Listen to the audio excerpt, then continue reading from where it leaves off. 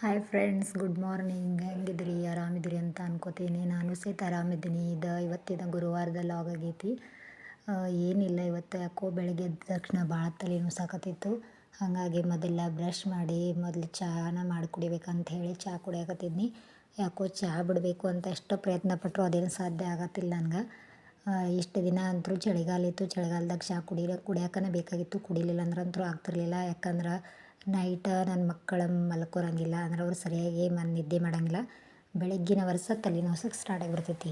ಅವಾಗ ನಾವು ಚಹಾ ಕುಡಿದ್ರೆ ಒಂದು ಸ್ವಲ್ಪ ಮೈಂಡ್ ರಿಲೀಫ್ ಆಗ್ತೈತಿ, ಮುಂದಿನ ಕೆಲಸಗಳು ಸರಳಾಗಿ ಆಗ್ತಾವೆ ಅಂಥೇಳಿ ಚಹಾ ಕುಡಿತಿದ್ನಿ.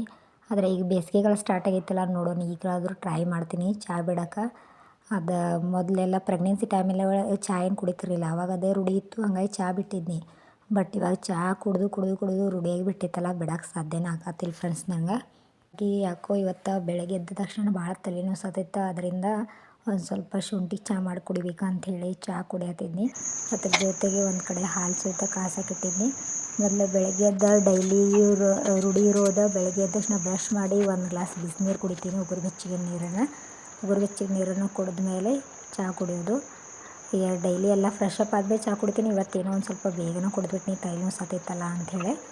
ಚಹಾ ಕುಡಿದು ಏನು ನಿನ್ನೆ ಸಾಂಬಾರೆಲ್ಲ ಉಳಿದಿತ್ತು, ತಲೆದು ಮಾಡಿದ್ದೆಲ್ಲ ಸಾಂಬಾರು ಉಳಿದಿತ್ತು. ಹಾಗಾಗಿ ಅದೇ ಸಾಂಬಾರು ಇರೋದ್ರಿಂದ ಜಾಸ್ತಿ ಏನು ಇವತ್ತು ಅಡುಗೆ ಇರಲಿಲ್ಲ. ಹಾಗಾಗಿ ಚಹಾ ಕುಡಿದ ತಕ್ಷಣ ಮೊದಲ ಸ್ನಾನ ಮಾಡಿ ಫ್ರೆಶ್ ಅಪ್ ಆಗಿ ಬಂದು ದೇವ್ರ ಪೂಜೆ ಮಾಡಕತ್ತಿದ್ನಿ. ದೇವ್ರ ಪೂಜೆ ಎಲ್ಲ ಮುಗಿಸ್ಮೇಲೆ ಇನ್ನೇನು ಅಡುಗೆ ಮಾಡಬೇಕು. ಇವತ್ತೇನು ಜಾಸ್ತಿ ಅಡುಗೆ ಇಲ್ಲಲ್ಲ ಅಂಥೇಳಿ ಏನೋ ಒಂಥರ ಖುಷಿ ಆಗತ್ತಿತ್ತು. ಯಾಕಂದರೆ ಏನಾದ್ರು ಕೆಲಸ ಮಾಡ್ಬೇಕಂದ್ರೆ ನಾವು ಫ್ರೀ ಮೈಂಡ್ ಇರಬೇಕು. ಆದರೆ ನನ್ನ ಮಕ್ಕಳೆಲ್ಲ ಹುಡುಗರು ಕಾಡಿಸೋದ್ರಿಂದ ಏನೂ ಮಾಡೋಕ್ಕನೇ ಆಗೋದಿಲ್ಲ. ಯಾವುದಕ್ಕೂ ಫ್ರೀಯಾಗಿ ಟೈಮ್ ತೊಗೊಳಕ್ಕಾಗಂಗಿಲ್ಲ. ಅವ್ರು ಮ್ಯಾನೇಜ್ ಮಾಡ್ಕೊತಾರೆ ನಾವು ಏನಾದರೂ ಕೆಲಸ ಮಾಡಬೇಕಾಗಿರ್ತಿತ್ತು. ಇವತ್ತೇನು ನಿನ್ನೆದು ನೈಟ್ ಸಾಂಬಾರು ಇತ್ತಲ್ಲ, ಹಾಗಾಗಿ ಈಗ ಏನು ಮಾಡಬಾರ್ದು ಅಂಥೇಳಿ ನಾಷ್ಟಕ್ಕಷ್ಟೇ ಇರಲಿ ಅಂಥೇಳಿ ಒಂದು ಸ್ವಲ್ಪ ರೊಟ್ಟಿ ಮತ್ತು ಹೆಸರು ಕಾಳು ಪಲ್ಯನ ಮಾಡತ್ತಿದ್ನಿ ಫ್ರೆಂಡ್ಸ. ನಿನ್ನೆ ರಾತ್ರಿ ಹೆಸರು ಕಾಳನ್ನು ನೆನೆ ಇಟ್ಟಿದ್ನಿ. ಅದೇ ಹೆಸರು ಕಾಳು ಪಲ್ಯನ ಉಳ್ಳಾಗಡ್ಡಿ ಟೊಮೆಟೊ ಒಂದು ಸ್ವಲ್ಪ ಕಟ್ ಮಾಡಿ ಹಾಕಿ ಅದನ್ನೇ ಒಂದು ಸ್ವಲ್ಪ ಮಾಡಿದ್ನಿ. ಅದ್ರ ಜೊತೆಗೆ ಹಿಟ್ಟು ಒಂದು ಸ್ವಲ್ಪನೇ ಇತ್ತು, ಭಾಳ ಇರಲಿಲ್ಲ. ಹಿಟ್ಟು ಖಾಲಿ ಆಗೈತಿ, ಜೋಳ ಸ್ವಚ್ಛ ಮಾಡಬೇಕು ಫ್ರೆಂಡ್ಸ.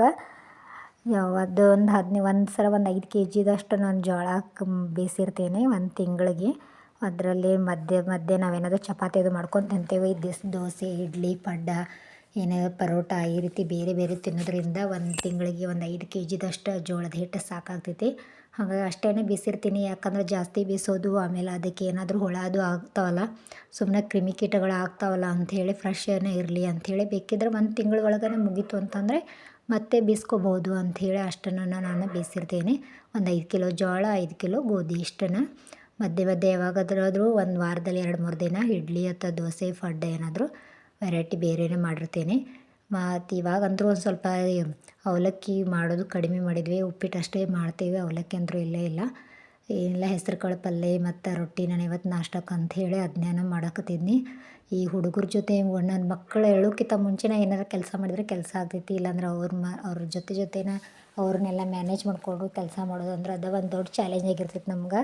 ಯಾಕಂದ್ರೆ ಮನೆಯೊಳಗೆ ಯಾರಾದರೂ ಇರಬೇಕಲ್ಲ, ತೊಗೊರಕ್ಕೆ ಯಾರೂ ಇಲ್ಲ ಅಂತಂದ್ರೆ ಅಂತಂದಮೇಲೆ ಎಲ್ಲನೂ ನಾವೇ ಹ್ಯಾಂಡಲ್ ಮಾಡಬೇಕು. ಅಂತಂದ್ರೆ ಅವ್ರಿಗೆ ಸ್ವಲ್ಪ ಟೈಮ್ ಕೊಡಬೇಕು. ಹುಡುಗರು ಟೈಮ್ ನಾವು ಕೊಡಲಿಲ್ಲ ಅಂತಂದ್ರೆ ಅವು ಚಿರಿಪಿರಿ ಮಾಡೋಕೆ ಸ್ಟಾರ್ಟ್ ಮಾಡ್ತಾವೆ, ಅಳೋಕೆ ಸ್ಟಾರ್ಟ್ ಮಾಡ್ತಾವೆ. ಹಾಗಾಗಿ ನಾನು ಸ್ವಲ್ಪ ಅಡುಗೆ ಎಲ್ಲ ಮುಗೀತು. ನಮ್ಮ ಮನೆಯವರು ಇಲ್ಲ, ನಾನು ಸ್ನಾನ ಮಾಡಿಸ್ಕೊಡ್ತೀನಿ ಮಕ್ಕಳಿಗೆ, ನೀನು ರೆಡಿ ಮಾಡು ಅಂತಂದರು. ಹಾಗಾಗಿ ನನ್ನ ಮಗನ್ನ ರೆಡಿ ಮಾಡ್ತಿದ್ನಿ. ಇವನಂತೂ ಫುಲ್ ಒಂಥರ ಇಷ್ಟು ದಿನ ಏನೋ ಸಣ್ಣವನೇ ಇದ್ದ ನಡೀತಿತ್ತು, ಮಲಸಿದ್ದಲ್ಲೇ ಮಲಸ್ತಿದ್ವಿ, ಕುಣಿಸಿದ್ವಿ ಕೂಡ್ತಿದ್ದ. ಇವಾಗಂತೂ ನಡೆದಾಡೋಕೆ ಕಾಲು ಬಂದುಬಿಟ್ಟವಲ್ಲ, ಎಲ್ಲೂ ನಿಂದ್ರೋದಿಲ್ಲ. ಅವ್ನು ಹಿಡ್ಕೊಂಡು ಅವನು ಎಲ್ಲಿ ಓಡಾಡ್ತಾನೆ ಎಲ್ಲ ಕಡೆ ಓಡಾಡಬೇಕು. ಒಂದೊಂದು ಸಲ ಅಂತೂ ಎಲ್ಲೆಲ್ಲೂ ಹೋಗಿ ಕುಂತ್ಬಿಟ್ಟಿರ್ತಾನೆ, ಕಂಟಿ ಒಳಗೆ, ಕಲ್ಲು ಒಳಗೆ, ಎಲ್ಲೆಲ್ಲ ಹತ್ಕೊಂಡ್ಬಿಟ್ಟಿರ್ತಾನೆ. ಅವ್ನು ಹುಡುಕಾಡ್ಕೊಂಡು ಮನೆಯೊಳಗೆ ಏನು ಸಾಮಾನು ಪ್ಯಾಟ್ಲ ಅದರಲ್ಲಿ ತೊಗೊಂಡು ಹೊಡೆಯೋದು ಮಾಡೋಕೆ ಸ್ಟಾರ್ಟ್ ಮಾಡ್ತಾನೆ. ಅವ್ನು ಹಿಡಿದು ಒಂದು ದೊಡ್ಡ ಸಾಕಾಗಿರ್ತೈತ್ರಿ ಅವ್ನ ಸಂಬಂಧ.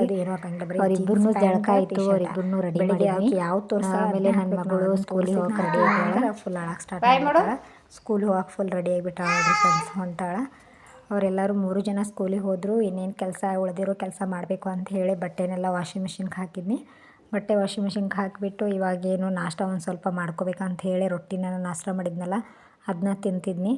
ನಾಷ್ಟ ಮಾಡಿದ ಮೇಲೆ ಒಂದು ಸ್ವಲ್ಪ ಪಾತ್ರೆ ಇದ್ವಿ, ಅವನಷ್ಟು ತೊಳೆದ್ನಿ. ಮತ್ತು ಯಾಕೋ ಇವತ್ತು ಇನ್ನೊಂದು ಸಾರಿ ನೀರು ಬಿಟ್ಟಿದ್ರು.